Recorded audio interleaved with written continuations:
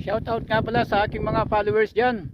Andito na tayo ngayon sa Switzerland at makikita ninyo umagang umaga pero alas 12 ng hating gabi. Oh, walang katao-tao.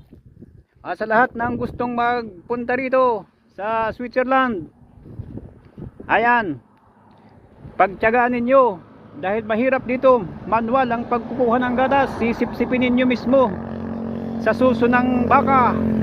Ayan, at kung gusto niyo mag-apply, follow nyo lang ako sa aking page sa YouTube channel and Facebook. Ayan, makikita ninyo. Oh, ito Marikoy, ang bagong view ng aming Switzerland ngayon.